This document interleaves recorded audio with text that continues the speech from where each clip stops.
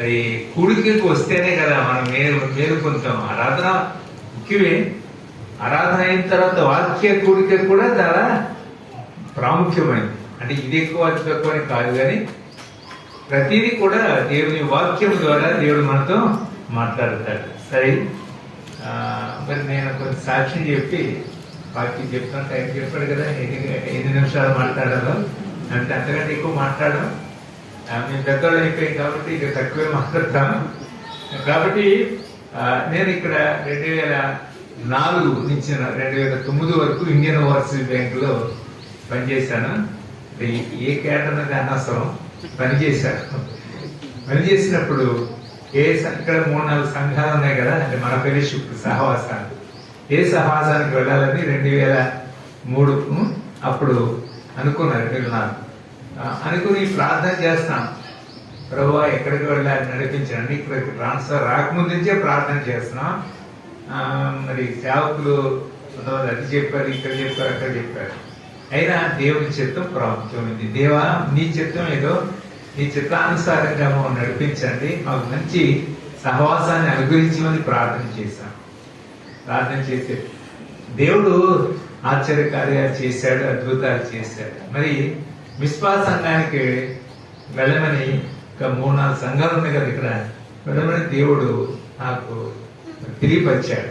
ఆయన తెలియపరిచిన ప్రకారం మరి ఇక్కడ మన ప్రియ బిడ్డ ఎఫ్రాయిం మొదట బ్యాంక్ దగ్గరికి ముందరే రాకముందే నన్ను రిసీవ్ చేసుకొని హోటల్లో పెట్టి చాలా సహాయపడ్డాడు. ఇలాగూ అప్పుడే కాదు, చాలాసార్లు కూడా ఆయన మాకు ఎంతో ప్రయోజనంగా ఆయన కుటుంబం బిడ్డలు ఎంతో మాకు సహాయపడ్డారు. ఆయనతో పాటు కొంతమంది సహోదరులు కూడా, గాబ్రియల్, జేమ్స్, ఇంకా ఉన్న అందరి పేరు చెప్పడం కాదు, కానీ వీళ్ళందరూ కూడా మాకెంతో సహాయపడ్డారు. నేను సంఘం ద్వారా ఎంత మేలు పొందినది కాదు, కానీ నేను సంఘానికి ఏమైనా మేలు చేశాను, ఆయన ద్వారా సంఘము ద్వారా మేము ఎంతో మేలు పొందాం, అది చెప్తున్నాను. నా ద్వారా సంఘానికి ఏం పెద్ద ప్రయోజనం లేదు, కానీ సంఘము ద్వారా మాకు, మా కుటుంబానికి దేవుడు ఎన్నో మేలు చేశారు, ఎన్నో ఉపకారాలు చేశారు. మా అమ్మాయి పెద్ద అమ్మాయికి పిల్లలు లేరు, చాలా కాలంగా పిల్లలు లేరు. మరి ఇక్కడికి వచ్చిన తర్వాత మరి ఈ సహోదరి అందరి ప్రేమతో మరి పట్టు విడవక ప్రార్థన చేశారు. దేవుడు ఆమె గర్భఫలం తెచ్చి అమ్మాయిని ఇచ్చారు. అమ్మాయి ఇప్పుడు ఇంటర్మీడియట్ చదువుతుంది, పెద్ద అమ్మాయి, మా పెద్ద అమ్మాయి. అయితే ఇలాగూ ఎన్నో కార్యాలు. ఇక్కడ ఏజిఎం ప్రమోషన్ ఇక్కడ ఈ సంఘంలో ఉండగానే వచ్చింది. తర్వాత మా బిడ్డల పట్ల దేవుడు చెప్పారు, మీరు ఎంతగానో ప్రార్థించారు. అప్పుడే వందనాలు చెప్పాను. మీరు చేసిన ప్రార్థనను బట్టి ప్రభు ప్రార్థన ఆలకించి ఎన్నో మేలు చేశాడు. అది ఈ లోక సంబంధంగా. ఆత్మ సంబంధంగా, ఈ లోక సంబంధంగా మేలు దేవుడు చేస్తాడు, చేయకపోయినా అంత మరి ప్రాముఖ్యం కాదు, కానీ ఆత్మ సంబంధంగా మరి ఈ సంఘము ద్వారా నేను అభివృద్ధి పొందడానికి ప్రభు కృప చూపాడు. అది గమనించండి. ఈ జీవితము ఎంతో కాలం ఉన్నాం, అప్పుడే మా 70 సంవత్సరాలు దాటేసింది. అయితే కొద్ది కాలం మట్టిగా నేను ఈ లోకంలో ఉండగలను దేవుడి చిత్తానుసారంగా. అయితే ఉన్నంత కాలము కూడా మనం ఎవరి కొరకు జీవించాలి, ప్రభు కొరకు సాక్షులుగా ఈ లోకంలో జీవించాలి. అది ప్రాముఖ్యం. ఆ విధంగా ఈ సంఘం ద్వారా ఆత్మీయంగా నేను బలపరచబడడానికి ప్రభు ఎంతగానో కృప చూపాడు. మీరందరూ అది గమనించండి. నాకు ఇది ఇవ్వలేదు దేవుడు, అది ఇవ్వలేదు, ఇవే అనుకుంటూ ఉంటాం. అవన్నీ నాకు అది లేదు, ఇది లేదు, మా పిల్లల పెళ్ళిళ్ళు ఎలాగా, చదువులు ఎలాగా, ఇదే ఆలోచన కలిగి ఉంటాం. కానీ ప్రభు ఆత్మ సంబంధంగా మీలో మేము ఎక్కువగా ఎదగడానికి కావలసిన సహాయాన్ని అనుగ్రహించమని ప్రభువుని వేడుకోవాలి. అలాగూ ఇక్కడి నుంచి నేను మరి ఇక్కడే జాయిన్ అయ్యాను ప్రొఫెషనల్ ఆఫీసర్గా గుంటూరు బ్రాంచ్లో, లీలా మహల్ దగ్గర ఉన్న బ్రాంచ్లో. తర్వాత రిటైర్మెంట్ కూడా ఇక్కడే ఈ యొక్క ఊర్లోనే నేను రిటైర్ అయ్యాను. చివరిగా రిటైర్ అయినప్పుడు మరి ఈ యొక్క మిస్పా సంఘ సహవాసము ద్వారా రిటైర్మెంట్ అయ్యాం. మీరందరూ కూడా నేను ఎంతగానో ప్రోత్సహించాను. తర్వాత ముత్తూట్ ఫైనాన్స్ లో రీజనల్ మేనేజర్ పనిచేశాను. 2 సంవత్సరాలు చేశాను. తర్వాత అక్కడక్కడ దేవుని పరిచయాలు గమనించండి. 60 నుంచి 70 వరకు బాగా సాగుతుంది మా జర్నీ. అంటే ఈ శరీర సంబంధంగా కొంచెం యాక్టివ్గా ఉంటాం. 73 వరకు పర్లేదు. అక్కడ 73 దాటిందంటే కొంచెం కష్టం. అంటే శరీర అమ్మును బట్టి వారికి సూర వల్ల ఎక్కువ బలంగా ఉండలేరు, ఎక్కువగా సేవలో కూడా పాల్గొనలేదు. కానీ దేవుడు తన దాసులను బలపరిచి 80 సంవత్సరాల వరకు ఉన్నాడు. అధిక బలం ఉంటే మరి ఎక్కువ ఉంటుంది. 70 సంవత్సరాలు యావరేజ్, అధిక బలం ఉంటే 80 సంవత్సరాలు. అయినా అవన్నీ కూడా దుఃఖమే ఆయుష్కరం. ఎక్కువ కాలం బతకాన్ని కోరుకోకూడదు. ఆయన చిత్తం మీద ఆయన చిత్తానికి అప్పగించారు.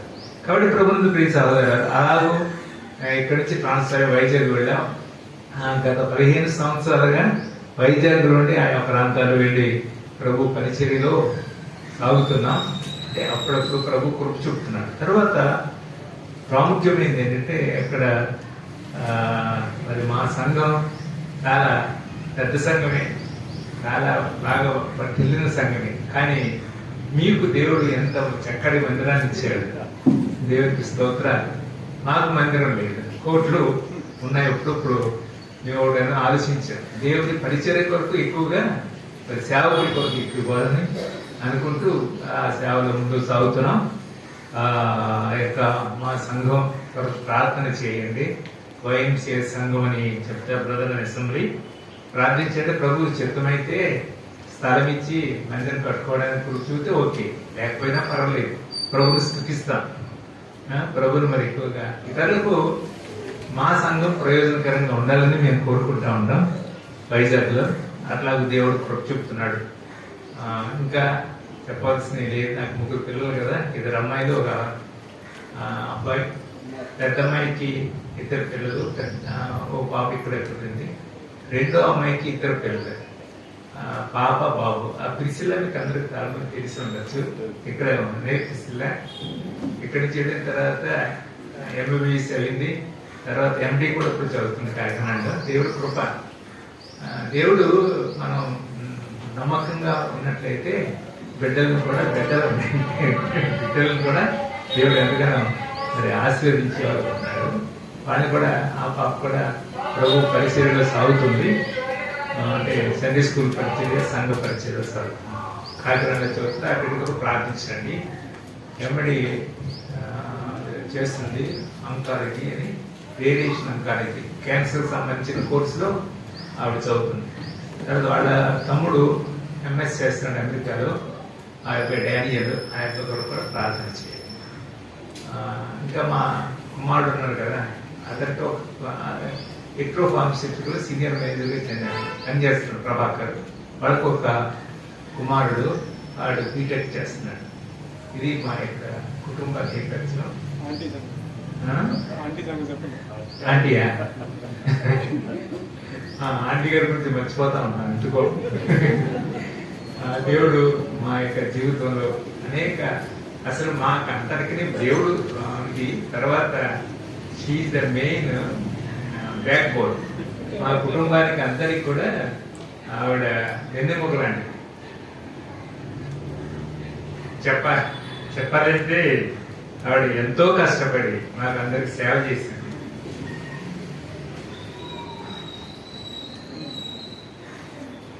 శరీరం బలహీనమైపోయింది. సరే ప్రభుత్వం అంటే మీరందరూ తల్లులు చాలా నిజంగా సహోదరులు మనం గమనించని పురుషులు చాలా మంది గమనించరు. ఎంత బాధపడతారో వాళ్ళు. పిల్లలకంటూ భర్తకు కావాల్సిన సేవ చేయడం, పిల్లలకి సేవ చేయడం, ఈ విధంగా వారు ఉంటారు. సరే, దేవుడు వారికి కావాల్సిన సహాయాన్ని అనుకరించారు. మీరు కూడా కుటుంబం కొరకు లేకుండా లేచి ప్రభుకి ప్రార్థన మొరపెట్టడం చాలా ప్రాముఖ్యం. ఇవాళ కూడా నేను వాళ్ళతో ఉన్నప్పుడు అమ్మాయి లేచి ప్రార్థన చేస్తాను. నేను ఎంతో సంతోషంగా, నాకంటే ముందు లేచి ప్రార్థన చేస్తాను. కాబట్టి ప్రార్థనలో సాగినట్లయితే ప్రభు అంటే మనకు అది లేదు, ఇది లేదు, ఇవి కావాలి, ఇవి కావాలని కాదు. ప్రాముఖ్యంగా అంటే ప్రభువులో కొనసాగడం, ప్రభువుకు మొరపెట్టడం. దేవా, నేను నీకు మొరపెట్టుచున్నాను, నా అవసరతలు అన్నీ కూడా ఆయన, మన అవసరతలు ఆయన తీస్తాడు. కృంగి ఉండగా, పడి ఉండగా ప్రభు సహాయం చేస్తాడు. సరే, అది మా కుటుంబ నేపథ్యం. మీకు అందరికీ వందనాలు. పేషెంట్గా వింటున్నారు. ఆ దేవుని వాక్యాన్ని మనం ధ్యానం చేస్తాం. ఇది బాగా చదవం. మొదటిది పేతురు రాసిన మొదటి పత్రిక 1వ అధ్యాయం 3వ వచనం నుండి మనం 3 వచనాలు చదవం. ఇక్కడ గమనించినట్లయితే పేతురు ప్రభువుతో ఉన్నవాడు. ప్రభు పిలిచాడు, చేపల పట్టుకొస్తూ పిలిచినప్పుడు ఆ వలలు విడిచిపెట్టి ప్రభువుని వెంబడించాడు. వెంబడించిన తర్వాత కొన్ని ఎత్తు ఫలాలు ఉంటాయి. ప్రతివారి జీవితంలో కూడా ఎత్తు ఫలాలు ఆత్మీయంగాను ఇలా ఒక సంబంధంగా ఉంటాయి. అయితే అన్నింటిలో కూడా అతడు ప్రభువుని వెంబడించడం మానలేదు. అంటే వెనుకంజ వేశాడు, అది వేరు. కానీ ఆయనను వెంబడించడంలో హృదయపూర్వకంగాను నమ్మకంగాను ఆయన పేతురు వెంబడించాడు.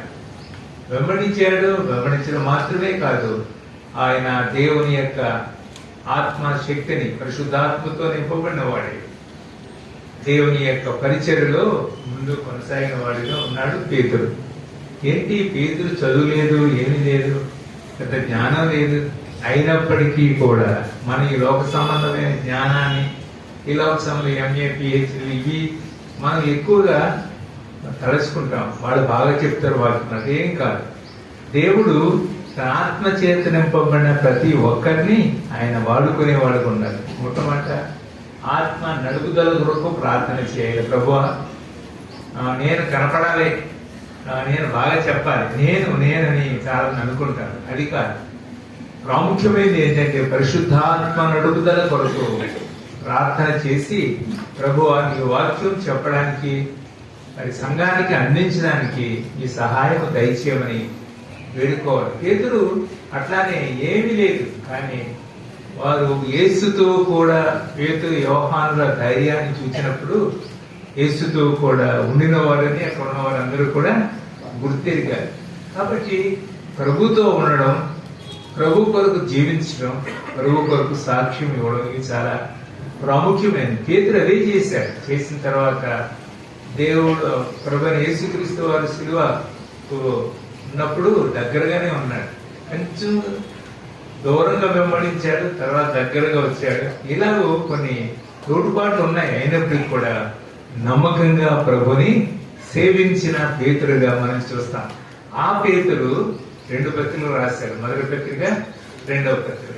ఈ పత్రికల్లో మనం చదివినప్పుడు ఆత్మ చేత నింపబడి దేవుని సత్యాలు, దేవుని ప్రాక్టికల్ వే ఆఫ్ లివింగ్ ఎలా ఉండాలి అంటే, మనం థియరీ ఎక్కువ తెలిసిన వాక్యాన్ని గణగణ బాగా చెప్తాం, కానీ ఆ వాక్యాన్ని అనుసరించడం అనేది చాలా తక్కువ. వాక్యానుసారంగా జీవించమని అపోస్తున్న పౌలు తన పత్రికలో రాశాడు. కాబట్టి వాక్యానుసారంగా జీవించినట్లయితే అది ప్రాక్టికల్ వే ఆఫ్ లివింగ్, అది ప్రాముఖ్యమైనది.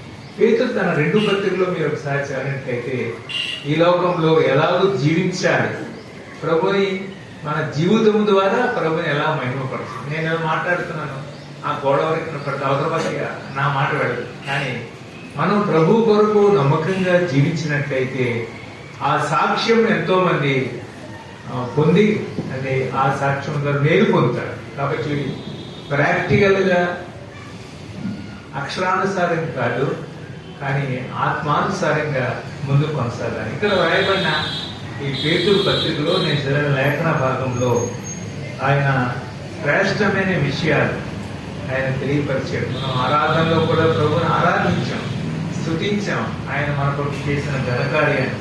ఇక్కడ ఉన్నట్టు చూడండి, ప్రభు అయిన పేతురు రాసిన మొదటి పత్రిక 1వ అధ్యాయం 3-4. మన ప్రభువుకు యేసుక్రీస్తు యొక్క తండ్రి అయిన దేవుడు స్తుతింపబడును గాక. మొట్టమొదటిగా ప్రభువుని స్తుతిస్తున్నాడు.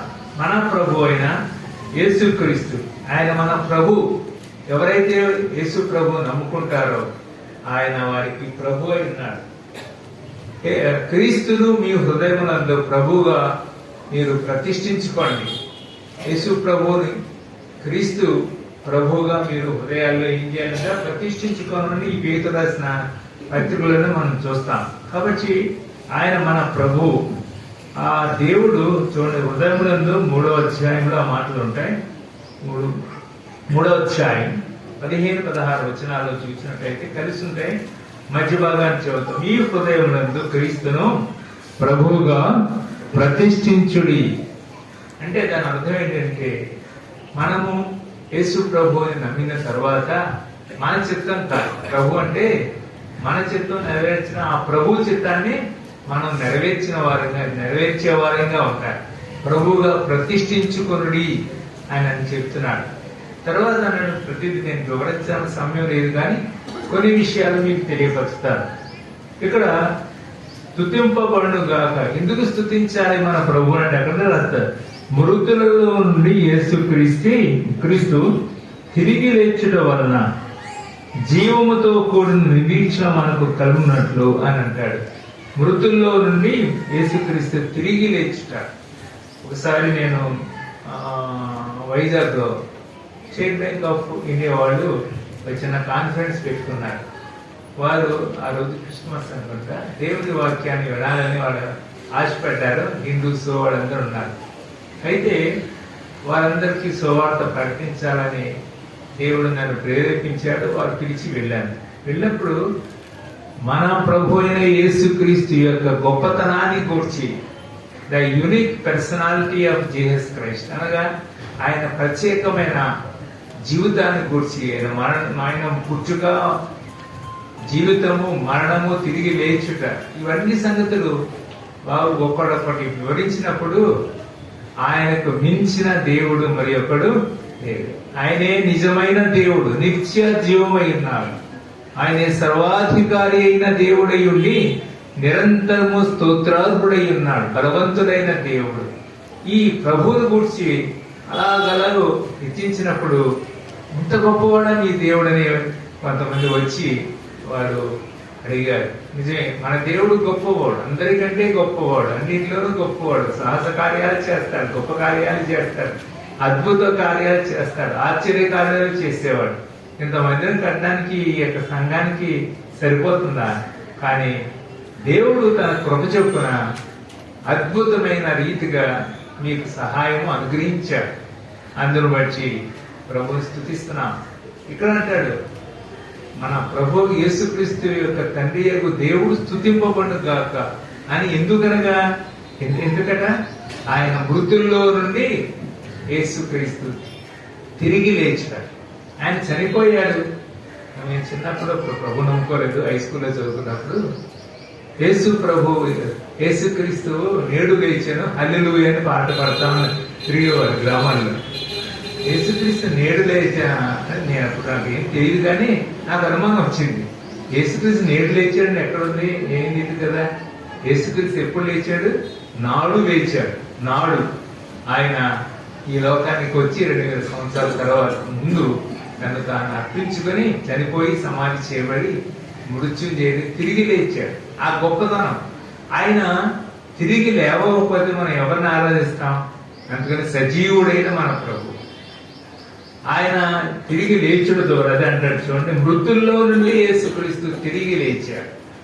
అపోస్తలుడైన పేతురు కూడా దీని గురించి అపోస్తలుల కార్యముల గ్రంథంలో మొదటి ప్రసంగంలోనే ఆయన ఈ విషయాన్ని తెలియపరుస్తాడు. చాలా చాట్లు ఉన్నాయి, ప్రభు లేచాడు లేచాడు. చూడండి, అపోస్తలుల కార్యముల గ్రంథం 2వ అధ్యాయంలో చూసినట్లయితే ఆ భాగాలంతా చదివితే మీకు బాగా అర్థమవుతుంది. అయితే నేను 1-2 వచనాలు చదువుతాను. 31వ వచనం, క్రీస్తు పాతాళములో విడువబడలేదనియు ఆయన శరీరము కుళ్ళిపోలేదనియు దావీదు ముందుగా తెలుసుకొని ఆయన పునరుత్థానాన్ని గూర్చి సాక్ష్యం ఇచ్చాడు. పాతర మందన కాలంలోనే దావీదు ఆత్మ ద్వారా ప్రేరేపించబడిన వాడే. ఆయన కుళ్ళిపోలేదు. ఆయన పాతి పెట్టారు కానీ ఆయన కుళ్ళిపోలేదు. పునరుద్ధానుడై 3వ దినమున మృత్యుంజయుడు తిరిగి లేచాడు. పునరుద్ధానమును గూర్చి చెప్పి తర్వాత ఈ యేసును దేవుడు లేపాను, యేసును దేవుడు లేపాను, మేమందరము దీనికి సాక్షులం. మనము ప్రభు నమ్ముకున్న తర్వాత ప్రభువుని గురించి సాక్షులం. ప్రాముఖ్యంగా ఆయన తిరిగి లేచాడు. ఆయన సజీవుడైన దేవుడు, ఆయన నిత్యుడైన దేవుడు, సర్వాధికారి అయిన దేవుడు. లేపని చెప్పి ఆయన దేవుడు కుడిపార్శ్వం హెచ్చింపబడ్డాడు. పరిశుద్ధాత్మను గురించి ఆయన వాగ్దానం చేశాడు. ఆ వాగ్దానం అప్పుడు ఆ అపోస్తుల కాలంలో దేవుడు పరిశుద్ధాత్మను పంపించాడు. తద్వారా అనేకమైన గొప్ప కార్యాలు చేశాడు. పేతురు కూడా చాలా గొప్ప కార్యాలు చేశాడు. అయితే ప్రాముఖ్యంగా ఈ యేసును దేవుడు లేపాడు. దీనికి మేము అందరము సాక్షులము అని సాక్ష్యమిస్తున్నాడు. మళ్ళా ఇంకా ఎంత ధైర్యంగా దేవుని యొక్క స్వార్థను ప్రకటించాడు చూడండి. ఆయన ఏమైనా విద్య ఉందా? పెద్ద చదువుకోలేదు, విద్య లేని పామడు. అసలు మనం జి రాజరాజు గురించి నేను అప్పుడప్పుడు తలంచుతుంటే ఆ పుస్తకాలు అవన్నీ చూసినప్పుడు ఏమిటి దేవుడు ఇంత జ్ఞానాన్ని లోతైన సత్యాలు ఎలాగో నేర్చుకున్నాడంటే అక్కడ దేవుని యొక్క ఆత్మ ద్వారానే అభిషేకింపబడినవాడే, ఆత్మ చేత నింపబడినవాడే అనేక సత్యాలు ఆయన చేశారు. ఇక్కడ కూడా అంతే కదా. పేతురు యోహాను ధైర్యం చూసినప్పుడు 3వ అధ్యాయంలో ఆ కుంటివాడిని స్వస్థపరిచిన తర్వాత వాళ్ళు చెప్తున్నారు, ఎప్పుడైనా దేవుని కొరకు ఏ కార్యము చేసినా అది మన స్వంత భక్తి, బలము, జ్ఞానము, తెలివి అని అనుకోకూడదు. ఇక్కడ చూడండి 3వ అధ్యాయం అపోస్తుల కార్యములు 12వ వచనం చివరి భాగం చెప్పు. మా సొంత శక్తి చేతనైనను భక్తి చేతనైనను నడువను వీరికి బలమించినట్లు మీరు ఎందుకు మా తట్టు తేలి చూస్తున్నారు? అబ్రహాము, ఇస్సాకు, యాకోబును వారి దేవుడు, మన పితరుల దేవుడు తన సేవకుని యేసును మహిమపరిచి ఉన్నాడు అని చెప్పి 14వ వచనంలో మీరు పరిశుద్ధుడును నీతిమంతుడైన వారిని నిరాకరించారు, నరహంతకుడు మనుషుని మీకు అనుగ్రహింపమని అడిగారు. అయితే 15వ వచనం చాలా శ్రేష్టమైన వచనం. మీరు జీవాధిపతిని చంపితిరి గాని దేవుడు ఆయనను మృతుల్లో నుండి లేపెను, అందుకు మేము సాక్షులము. ఆయన నామమందరి విశ్వాస మూలంగా ఆయన నామమే మీరు ఎరిగి ఉన్నట్టు చూసినట్టు వీరిని బలపరిచేది. యేసు నామం ఎంత శక్తిగల నామం. మా సొంత శక్తి కాదు, మా సొంత బలం కాదు. ఎప్పుడు అనుకోకండి నా సొంత శక్తి చేత లేదా మా సంఘం యొక్క లీచారు ఇది కట్టించామనుకోకూడదు. అది మన శక్తి కాదు, దేవుని యొక్క మహా కృపయే. అలాగని మరి సహోదరులు ప్రయాసపడ్డారు. కానీ ఆ ప్రయాస కంటే దేవుని యొక్క సహాయం చాలా ప్రాముఖ్యం. మొదటిది ఆయన సహాయపడ్డాడు కాబట్టే ఈ యొక్క కార్యాలు చేయడానికి ప్రభు చూపుతున్నాడు. కాబట్టి ఎందుకు అంటాడు, మన తండ్రి యేసుక్రీస్తు దేవుడు స్తుతింపబడును కాక అని చెప్పి మృతుల్లో నుండి యేసుక్రీస్తు తిరిగి లేచాడు. లేచి ఏం చేసిన మనకు లేచడం ద్వారా మనకు కలిగిన భాగ్యం ఏంటి? జీవముతో కూడిన నిరీక్షణ మనకు కలుగునట్లు. ఆయన లేవడం ద్వారా మనకు ఇట్ ఈస్ లివింగ్ హోప్, జీవముతో కూడిన నిరీక్షణ. అంటే మనము ఈ లోకంలో ప్రభు వచ్చినప్పుడు ఆయన మనకు వస్తాడు అనే నిరీక్షణ ఉంది.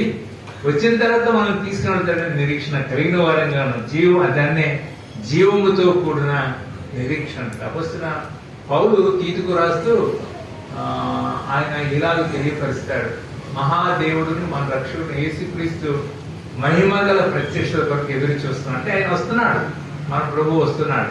వచ్చినప్పుడు ఈ దీన శరీరాన్ని తన మహిమ గల శరీరానికి సమరూపముగా కలదానిగా మారుస్తారు. నిమిషంలో మొట్టమొదట ప్రభునందు మృతులందు వారు లేస్తారు. ఆ తర్వాత సజీవుల మీద నిలిచి మనము రెప్పపాటున మార్పు పొందుతాం. వారితో కలిసి ప్రభుని ఎదుర్కొంటాం. అదే జీవముతో కూడా నిరీక్షణ.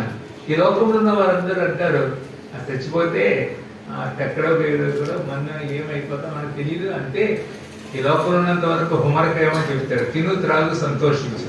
ధనవంతుడు ఏం చెప్పాడు? ఆ ధనవంతుడు, నా ప్రాణమా నీకు అనేక సంవత్సరాలకు సరిపడినంత ధనాన్ని సమకూర్చాను, కొట్లు విప్పి కొత్త కొట్లు కడతాను, నువ్వేం చేయాలంట? తిను త్రాగు సంతోషించు, అంతే, ఇంకేం లేదు జీవితం. కొంతమంది అది గడిపేవారు దేవుడు. కొన్ని కోట్లు లక్షల కోట్లు సంపాదించిన వాళ్ళు ఉన్నారు మన దేశంలో కూడా. వాళ్ళకి ఆరోగ్యాలు లేవు, అది సంగతి ఆలోచించండి. కానీ వారు ఏంటి? తిని త్రాగడం, తిరగడం, ఈ లోకాన్ని అంతా చూస్తారు, చుట్టేస్తారు. అంటే దాని ద్వారా ఏమీ ప్రయోజనం లేదు. కానీ ఈ ఎంత ధనవంతుడైనా ఈ లోకాన్ని విడిచిపెడతాడు. ఈ లోకం అశాశ్వతమైంది. లోకంలో అంటే కూడా శరీరాశ, నేత్రాశ, జీవగుణము ఇవన్నీ కూడా గతించిపోతాయి. ఇవి శాశ్వతంగా ఉండి కాదు. కాబట్టి మనం ఈ లోకంలో జీవిస్తుండగా వీటి మీద మన మనసు పెట్టకూడదు. ఈ లోక సంబంధమైన వాటి మీద మనసు పెట్టకూడదు. అంటే పని చేయొద్దని కాదు అని కాదు, పని చేసుకోవాలి, కానీ ఈ లోక సంబంధమైన ఆశయాల కోరికల మీద మనసు పెట్టకూడదు. అందుకని అపోస్తలుడైన పౌలు కొలస్సీలకు రాస్తూ మొదటి అధ్యాయంలో 3వ అధ్యాయంలో మొదటి వచనంలో పైన వాటి మీదనే గాని భూ సంబంధమైన వాటి మీద మనసు పెట్టకుడి. మనస్సు పెట్టదు. మన మనస్సు ప్రభు మీద ఉండాలి. ప్రభు మనకు కావలసినవి మనము మన బిడ్డల కొరకు మనకు తెలిసిన దానికంటే ప్రభుకు మన బిడ్డల కొరకు ఏం కావాలో ఆయనకి ఎక్కువ తెలుసు. అది ఆలోచన చేసుకుందాం. ఎప్పుడు ఇదే ఆలోచన కలిగి ఉండకండి. ప్రభు మీద మన సంపూర్ణ నమ్మకం ఉంచినట్లయితే ప్రభు సహాయం చేస్తారు. జీవముతో ఆయన తిరిగి లేచడం ద్వారా జీవముతో కూడిన నిరీక్షణ కలిగింది అనగానే అక్కడ జీవముతో కూడిన నిరీక్షణ గురించి ఆయన ఎక్స్ప్లెయిన్ చేస్తున్నాడు, వివరిస్తున్నాడు. అక్షయమైనదియు నిర్మలమైనదియు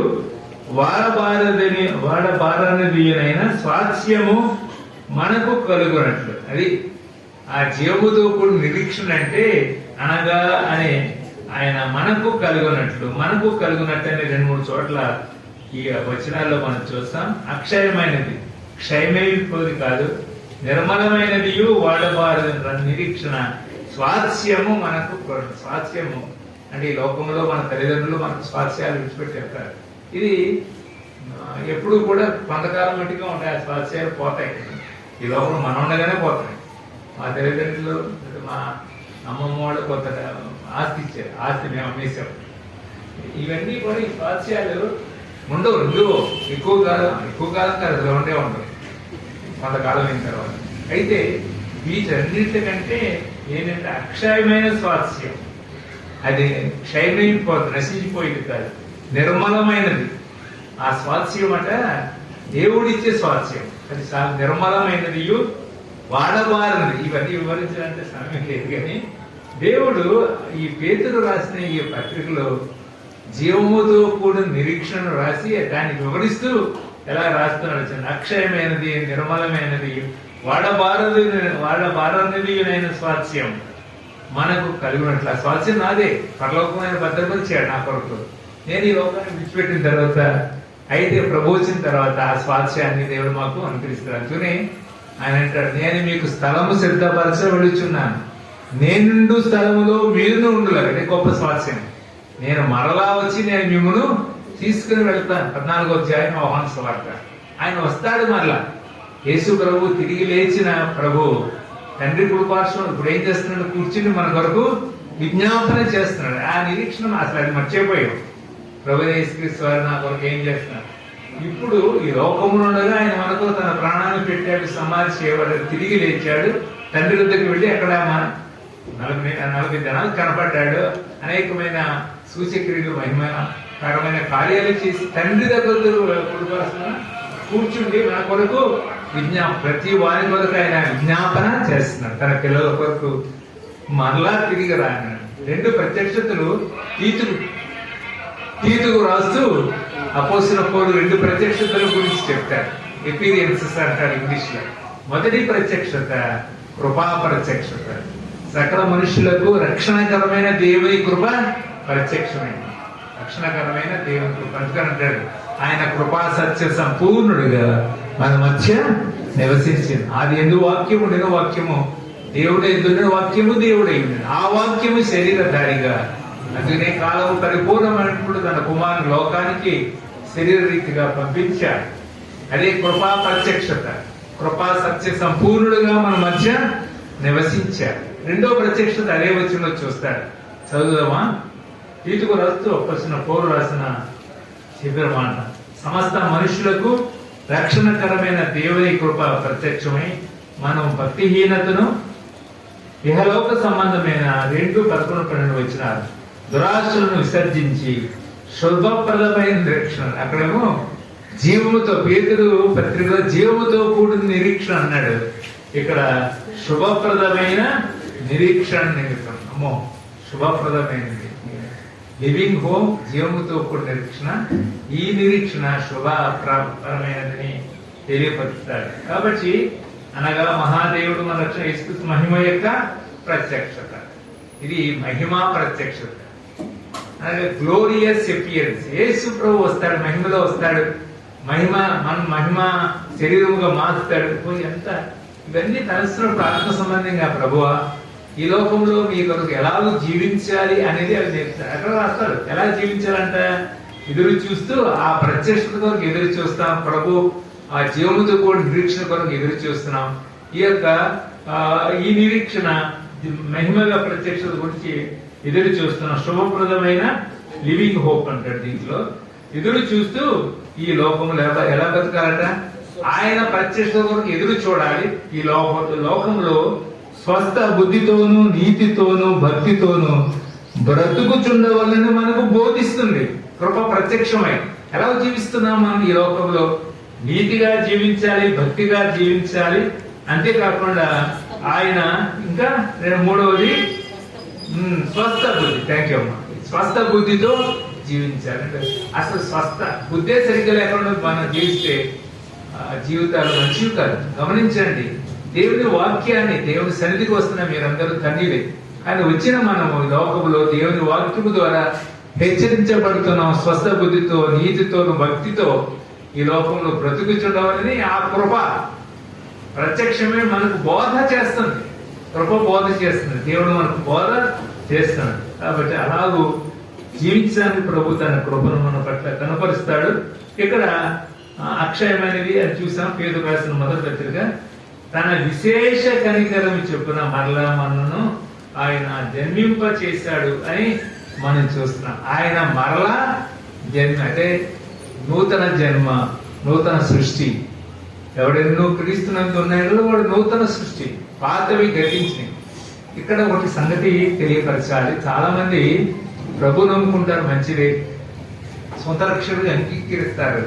అంగీకరించిన సహోదర సహోదరులు జీవితంలో ప్రార్థన చేసినప్పుడు వల్ల పాత పాటలు అంటారు కదా, ప్రభు యొక్క పాపాలు ఒప్పుకున్న రక్షణ ఉంది, కానీ వాటిని మర్చిపోరు.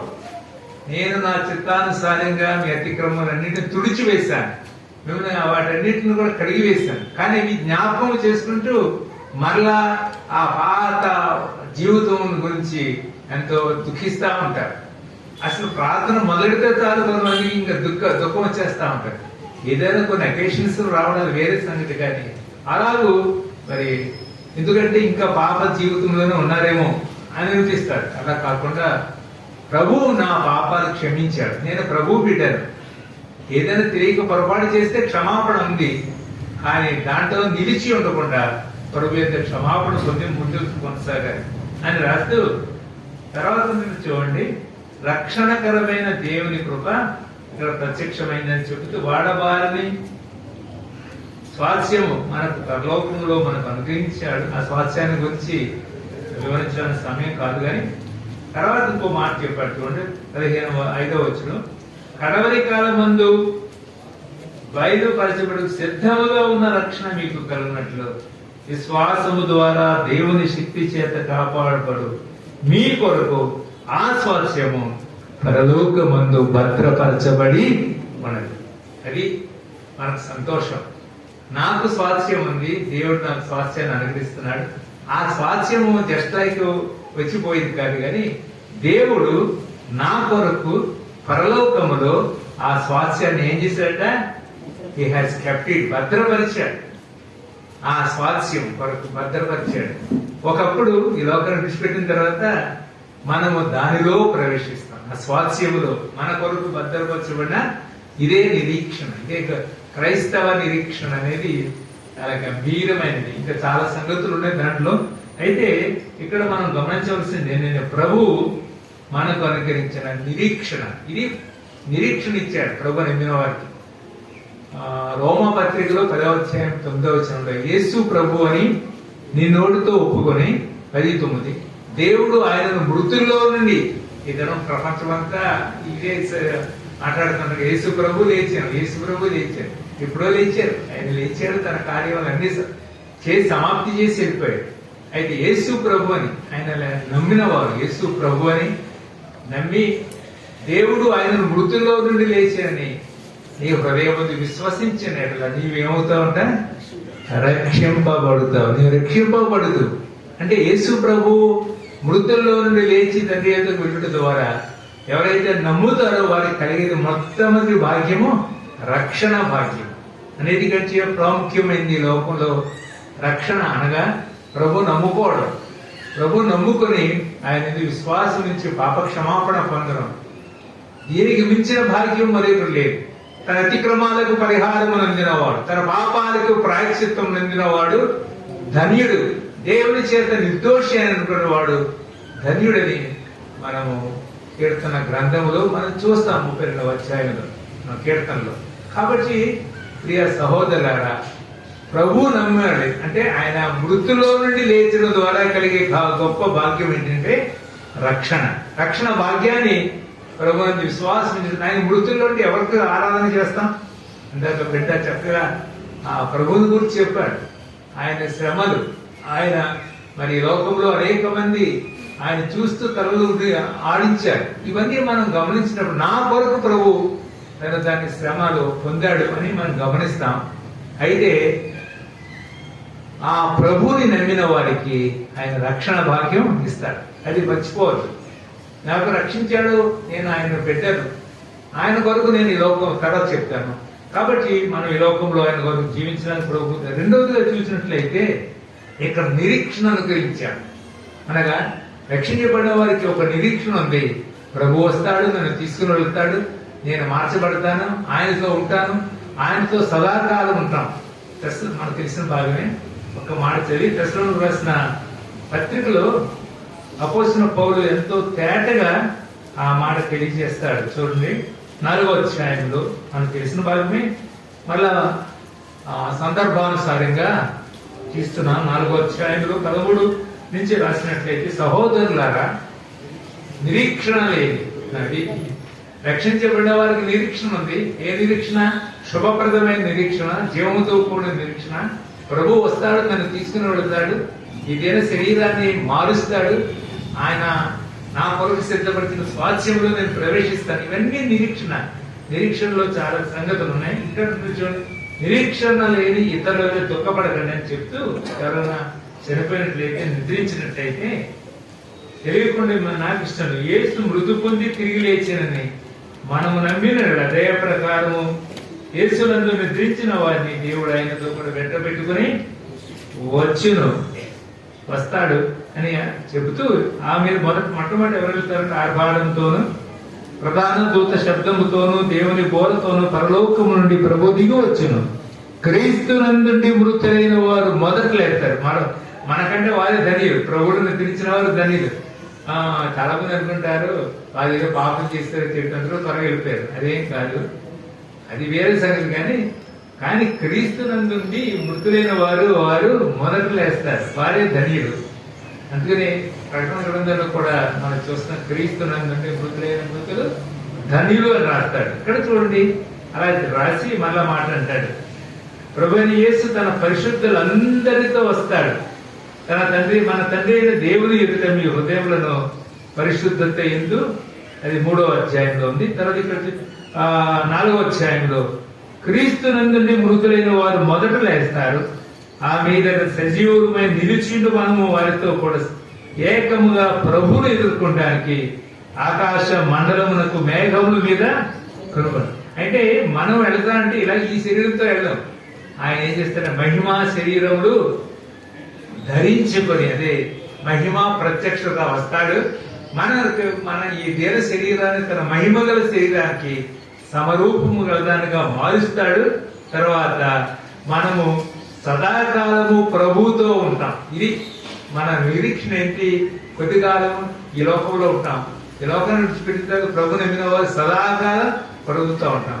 అయితే ఈ శరీరంతో ఈ లోకంలో జీవిస్తుండగా ప్రభు వచ్చాడనుకోండి, ప్రభు వస్తే మనం మార్చబడి ప్రభుతో ఉండడానికి కొనుక్కోబడతాం అని చెప్పి ప్రేమాన మాట్లాడితే, ప్రభువుని ఎదుర్కొంటే ఆకాశ మండలము మేఘముల మీద కొనుక్కోబడతాం. కనుక కాగా మనం సదాకాలము ప్రభుతో కూడా ఉందుము.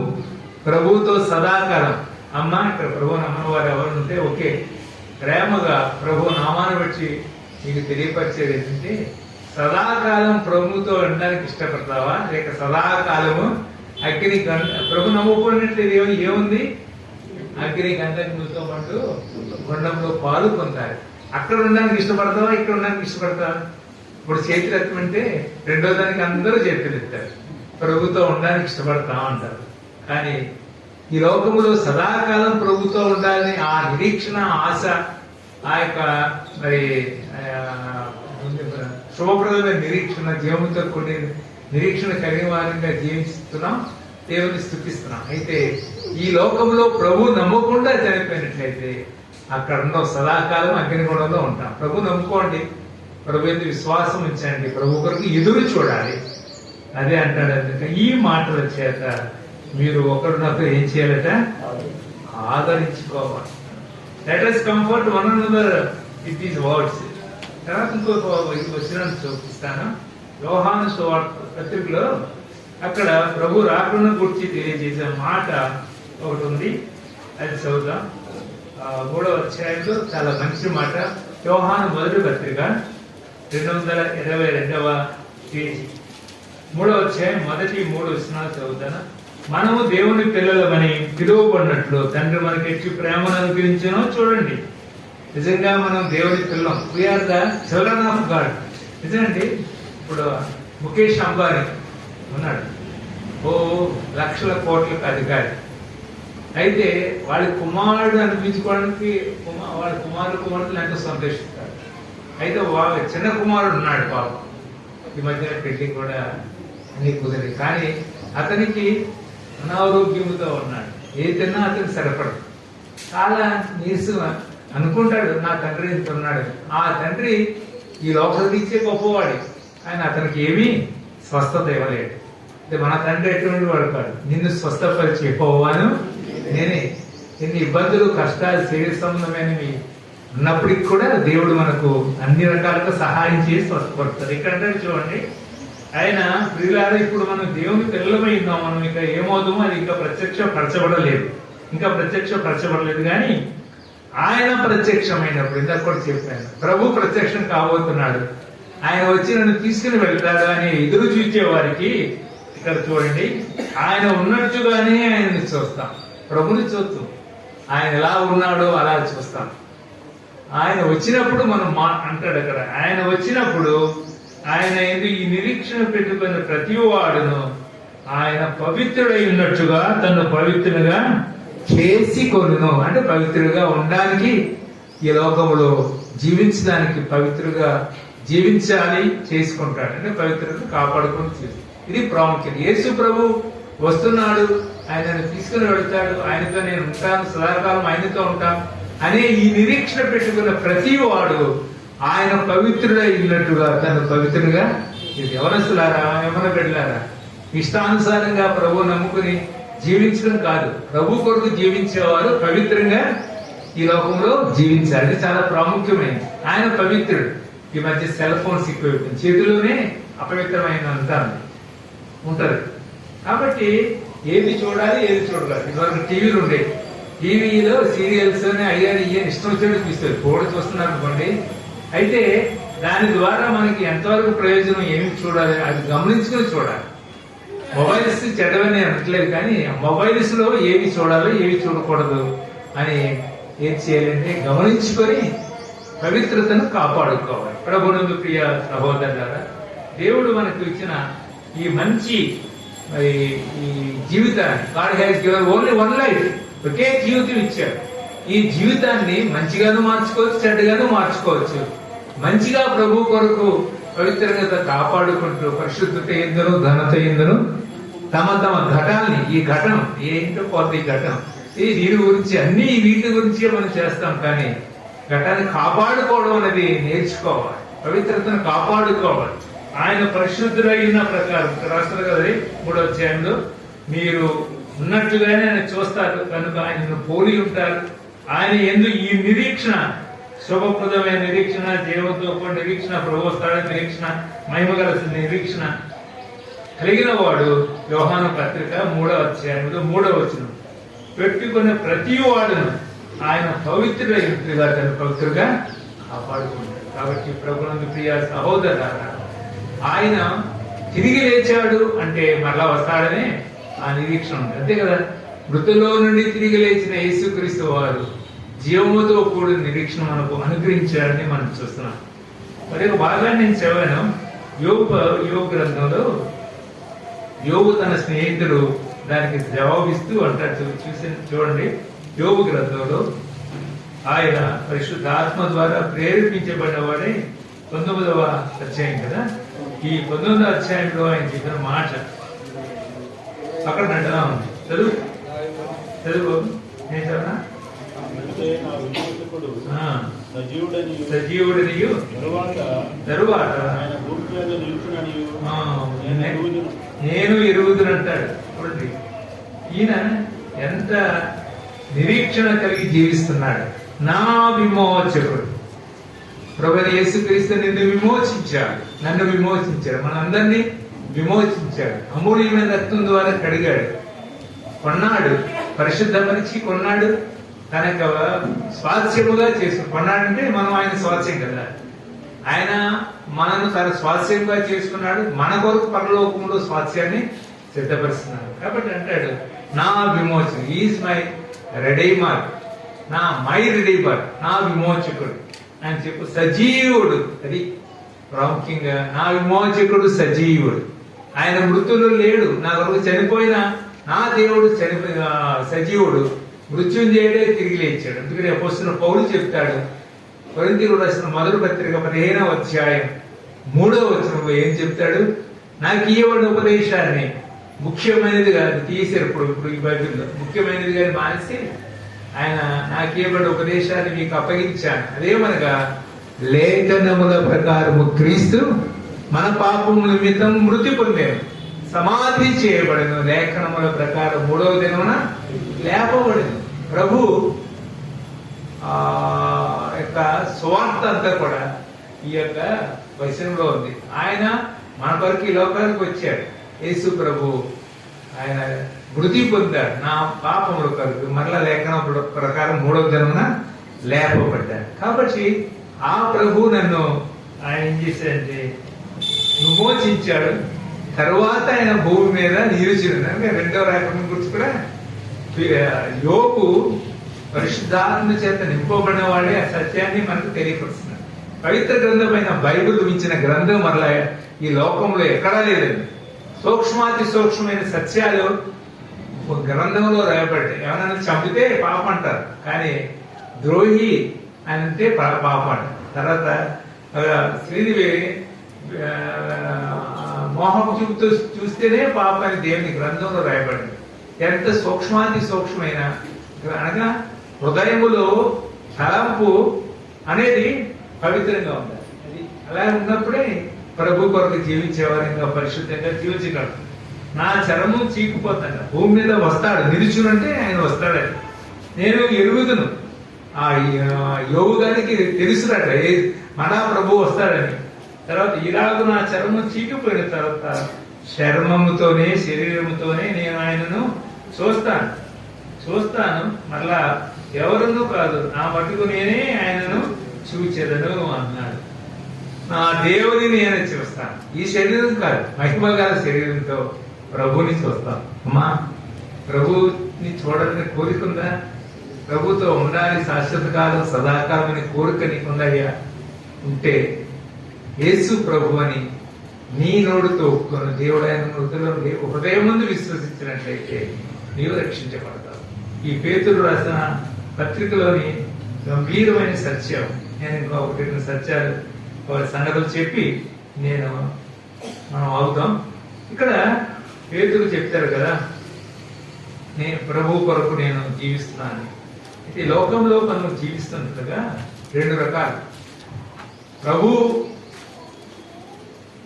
వలే జీవించడం, రెండోది ప్రభు కొరకు జీవించాలి కదా. ఆయన ఇప్పుడు జీవిస్తున్నాడు, జీవాధిపతి కూడా పాడు, ఆయన మన జీవపతి. ప్రభు వలే live like Christ, live for Christ, జీవించాలి కదా. అందుకనే వాక్య భాగం కలిపి కూడా వస్తూ దాని ముందర ప్రభు వలే జీవించాలనే వాక్యం చూద్దాం. ఎఫెసీయులకు రాసిన పత్రిక ప్రభువు వలె ఉండడం, ప్రభు వలె జీవించాలి, ప్రభు వలె ఉండడం. ఎఫెసీయులకు రాసిన అపోస్తలుడైన పౌలు చిన్న సత్యాన్ని ఇక్కడ నేర్పిస్తున్న 4వ అధ్యాయం. అంటే ఆయన జీవిస్తున్నాడు మన ప్రభు, మనం ఈ లోకంలో ఎలా జీవించాలి. ప్రేమ కలిగి 4:15 ఎఫెసీ 4:10 చాలా ప్రాముఖ్యమైన వచనం. సత్యము చెప్పొచ్చు, ప్రేమ ఉండాలి, సత్యం చెప్పాలి, క్రీస్తు వలె ఉండాలి. మనం అన్ని విషయముల్లో ఎదుగుదాం. ఈ విషయాల్లో ప్రేమ కలిగి ఉండాలి. నేను సాధారణంగా ఈ ప్రార్థన సొంత ప్రార్థనలో చేస్తాను. ప్రభువా, నేను అందరినీ ప్రేమించే మంచి మనసు నాకు అనుగ్రహించాను. మా బంధువులు నాకు ఒక 10 లక్షలు అన్యాయం చేశారు. నాకు ఇవ్వాల్సిన డబ్బు తిరిగి ఇవ్వలేదు. అంటే ఇవ్వలేదు, ఆస్తిలో వాళ్ళు ఇవ్వలేదు, పోయింది. అయితే వారిని ప్రేమించాలి, వారి ఇంటికి వెళ్ళి వారికి ప్రేమతో మాట్లాడి స్వార్థని ప్రకటించాలి. అలా మనం కొంచెం నష్టపోతా ఉంటాం, అయినా ప్రేమను మాత్రం వదలకూడదు. గమనించండి, మీ పక్కోళ్ళు తిట్టినా, నీ సిస్టర్ తిట్టినా, మీ హస్బెండ్ ఏదైనా కోపడినా ఎప్పుడు కూడా ప్రేమను మాత్రం విడిచిపెట్టదు. ప్రేమ కలిగి ఉండాలి, క్రీస్తును కలిగిన ఆ ప్రేమ కలిగి ఉండాలి. నేను మిమ్మల్ని ప్రేమించిన ప్రకారము మీరును ఒకరినొకరు ప్రేమించుకోవాలి. పాత నిబంధనలో ఉన్న వాక్యం ఏంటి? నిన్ను వలె నీ పొరుగు వారిని ప్రేమించమన్నది. కానీ ప్రభువు యేసుక్రీస్తు వారు చెప్పిన మాట, నేను మిమ్మును ప్రేమించిన, యోహాను సువార్త ప్రేమించిన ప్రకారం. ఆయన మనం ఎలాగో ప్రేమించాడంటే ప్రాణము పెట్టినంతగా ప్రేమించాడు. మన సహోదరుల నిమిత్తము మనం వాళ్ళకు ప్రేమించాలని చెబుతూ సత్యము చెప్పొచ్చు. కొంతమంది ఉంటారండి బాబు, ఈ మాటిమాటికి అబద్ధాలే.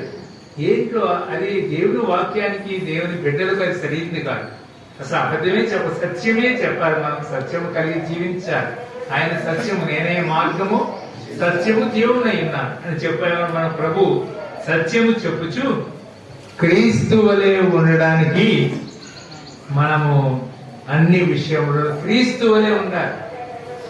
క్రీస్తును కలిగిన ఈ మనస్సును మీరును కలిగి ఉండండి అని చెప్తున్నారు. కాబట్టి మనము ఈ లోకంలో ప్రభు కొరకు జీవించేవారు ఇలాగ జీవించాలి అని, క్రీస్తు వలె జీవించాలి. ఇది క్రీస్తు వలె జీవించేవారు ఏం చేయాలట? గలతీయులకు రాసిన పత్రికలో మన వాక్యాన్ని చదువుతాం. గలతీయులకు రాస్తూ అపోస్తలుడైన పౌలు ఈ మాట తెలియజేస్తాడు. చూద్దామా? 3వ అధ్యాయం చూడండి, 2వ అధ్యాయం. నేను క్రీస్తుతో కూడా సిలువబడి ఉన్నాను. 20వ వచనం. ఇక జీవించేవాడు నేను కాదు, క్రీస్తే నా యందు జీవిస్తున్నాడని చెప్పి, ఇప్పుడు శరీరం ముందు జీవించున్న జీవితము నన్ను ప్రేమించి నా కొరకు తను తాను అప్పగించుకున్న దేవుని కుమారుని యందు విశ్వాసము ద్వారా జీవిస్తాను. మనం జీవించాలి, ఈ లోకంలో ఆత్మీయంగా జీవించాలి, ప్రభు కొరకు జీవించాలి, ప్రభు వలె జీవించాలి, ప్రభు కొరకు జీవించాలి. ప్రభు కొరకు, అందుకనే ప్రభు కొరకు నేను ఇప్పుడు శరీరం మీద జీవించిన జీవితము నా కొరకు అప్పగించుకున్న ప్రభు నిమిత్తము ప్రభు కొరకు జీవించుచున్నానని అపోస్తలుడైన పౌలు గలతీయులకు రాస్తున్నాడు. కాబట్టి 2 విషయాలు. ఈ యొక్క ఆదివారం ప్రభు మనతో మాట్లాడుతున్న మాట, నేను ప్రభు కొరకు ప్రభు వలె జీవించాలి, సత్యము చెప్పుతూ దేవునికి వరకు జీవించాలి, దేవుని వలె జీవించాలి, అన్ని విషయముల్లో ప్రభు వలె జీవించాలి. రెండవదిగా ప్రభు కొరకు జీవించాలి. ప్రభు కొరకు we should live for Christ. కొంతమంది ఈ మధ్యన కాకుండా ఎప్పుడు క్రైస్ట్ అంబాసిడర్స్ అన్నారు. ఏంటి క్రైస్ట్? మనందరూ క్రైస్ట్ అంబాసిడర్. మనం ఎందుకంటే ఈ లోకంలో క్రీస్తు కొరకు జీవించడానికి క్రైస్ట్ అంబాసిడర్ అంటే రాయబారులు, క్రీస్తు గురించి చెప్పడానికి. సో క్రీస్తు వలె జీవించేవారు క్రీస్తు కొరకు జీవించాలి. అంత మాత్రమే కాకుండా ప్రభువైన యేసుక్రీస్తు వారు తాను ఈ లోకం నుండి తీసివేయబడినప్పుడు ఆయన తన శిష్యులకు ఇచ్చిన కమిషన్ అదేంటంటే, మీరు సర్వలోకానికి వెళ్లి సర్వ సృష్టికి సువార్తను ప్రకటించండి, నమ్మి బాప్తిసం పొందిన వాడు రక్షించబడరు, నమ్మని వారికి శిక్ష విధింపబడు. మరొక మాట అన్నాడు ఆయన, మీరు వెళ్ళి సువార్తను ప్రకటించి నాకు శిష్యులుగా చేయండి. అది మనం చేయవలసిన బాధ్యత. ఇది God has given a responsibility upon us. We should preach the gospel, we should witness for Christ. చాలా కష్టాలు ఉన్నాయి స్వార్థ ప్రకటించడంలో. ఈ దినాల్లో నేరుగా వెళ్ళి స్వార్థ ప్రకటించలేకపోతున్నాం. కష్టాలు, ఇబ్బందులు, రాళ్ళ దెబ్బలు, కర్రల దెబ్బలు తింటున్నారు. కొంతమందికి చనిపోయిన వారు కూడా ఉన్నారు. ఎందుకంటే క్రీస్తు కొరకు చనిపోయిన వారు ఉన్నారు. అయితే దేవుడు వారి కొరకు పరలోకంలో మంచి బహుమానాన్ని, బడా నమ్మకమైన మంచి దాసుడు నా కొరకు శ్రమ పడ్డావు, వీటిలో పాలు పొందని ప్రభు చెప్తారు. కాబట్టి మనము ఈ యొక్క ఆదివారం ప్రేమతో మిమ్మల్ని హెచ్చరించేది ఏంటంటే ప్రభువు కొరకు మనం జీవిద్దాం, ప్రభువు వరే జీవితం. అలా చేయడానికి ప్రభు తన కృపను మన పట్ల విశాలపరచడం కాక దేవుడి లేఖన భాగాలు మనకు అందరికీ దీవించడం కాక. మీలో ఎవరైనా ప్రార్థన చేస్తే బాగుంటుంది.